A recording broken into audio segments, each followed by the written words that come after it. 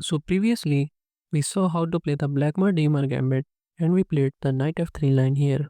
Like this d4, d5, e4 he takes, then you go knight c3 and after knight f6, f3 he takes. We have covered knight takes f3 in the previous video. If you haven't watched that, then you can click above and see that video first.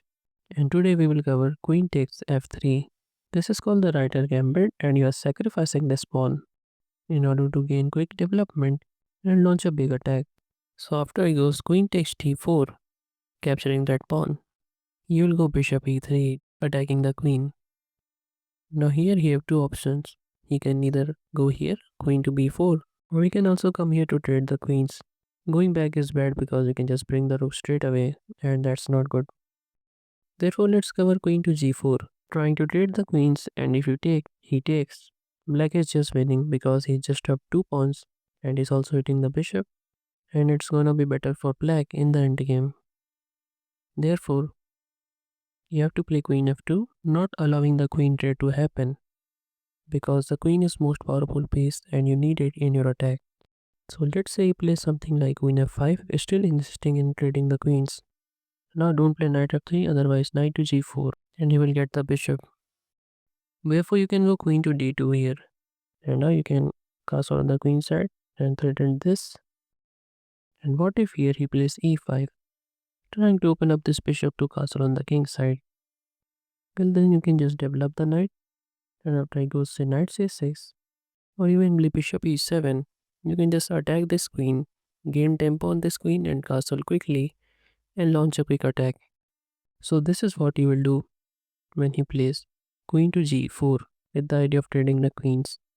Just don't take the queen, otherwise your attack is over and black is winning. But here we are going to cover the main move, which is queen to b4, hitting this pawn and also putting pressure along this diagonal. Well, then you can just long castle here, defending this pawn and also bringing the rook on the open file.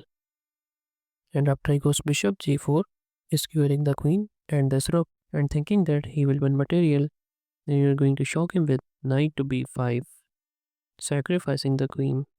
Well, if he takes the queen, which seems like a natural idea, then knight takes e7 is checkmate.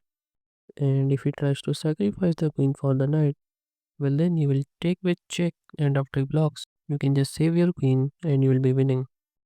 Therefore, knight a6 seems like the only option, trying to prevent this. But your knight have also blocked this attack, so you can just grab this pawn with the queen.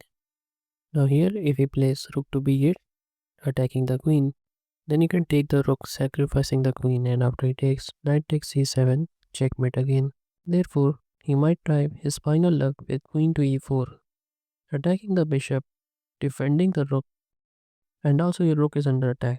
It seems like black is winning, but then you can just take this knight. Now he got to have some options here, as you can see.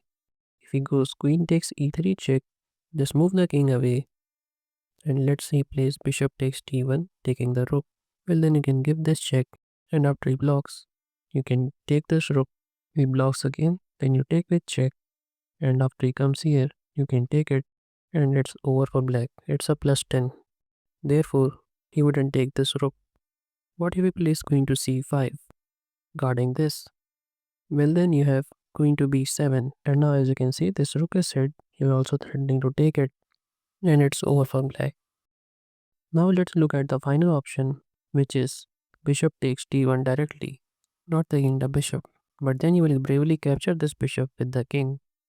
He can give you a check, which is good, but then you can block with this bishop, and as you can see, there's no perpetual here. And here your main threat is to play knight takes c7, and this bishop is also opened up, so you can bring it anytime, and it is better for white here. And there's one interesting line here where black can play rook takes d2. Well, then you can just take it, and after he gives you check, there's no perpetual here. You can come down, and after here you can block with the knight. And now as you can see, no more checks for black, and it's gonna be over for black soon. Well, this is not the end. Here are some more amazing chess openings like these, which will help you improve your chess gameplay. And if you want to learn some chess traps to win easily, then you can check out this right playlist. And if you don't want to miss the upcoming videos, then don't forget to subscribe.